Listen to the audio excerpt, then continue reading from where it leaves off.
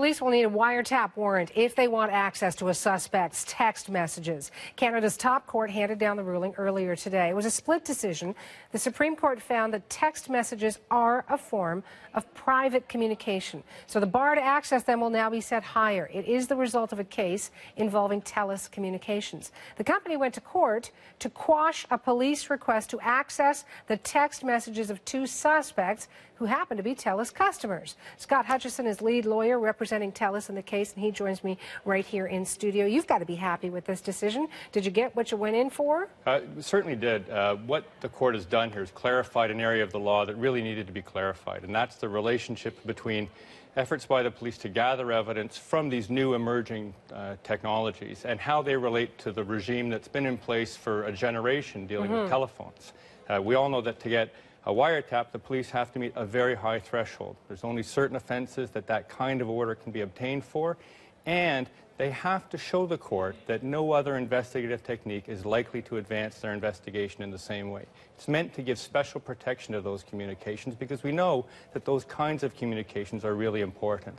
What Telus was presented with here was an order that had the effect of allowing the police to get access to that kind of information at a much lower threshold, simply grounds to believe there was an offense. Telus, because it takes its clients' privacy very seriously, went to court and challenged that order and did everything that it could to make sure that the police were held to a standard that was going to be consistent with everybody's expectations in terms of how the police should be able to access this. Well, why should Canadians care about this? Because I would sense that some viewers watching this would say, well, what if the bad guys are sending bad texts? Shouldn't police have access to that? But it's this balancing act between civil liberties and et cetera.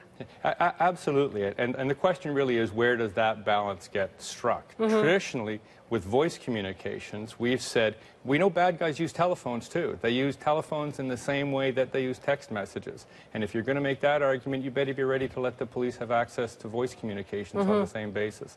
What this does is make sure that as there's this explosion of new technologies, new ways for people to communicate, that those get the same protection. And by bringing this case to the Supreme Court of Canada, Telus has protected its clients' expectations of privacy in those new communications, in SMS, in emails, in tweets, all of those things now, to the extent that you have, for example, a person-to-person tweet, those are now protected at the same level as a private communication like a telephone call. It's amazing how technology can change how we perceive things to be private communication or not, because you see everybody and their mother texting these days. Absolutely. You know? No, and it's just an explosion. Part of the evidence was that in Canada there were something like 66 billion text messages sent in the year when this case came forward. Wow. 60 billion of them from a high school lunchroom, probably. Yep. The idea that this new technology is now going to really start to dominate the way we communicate, if for no other reason that we're moving to even voice communications taking place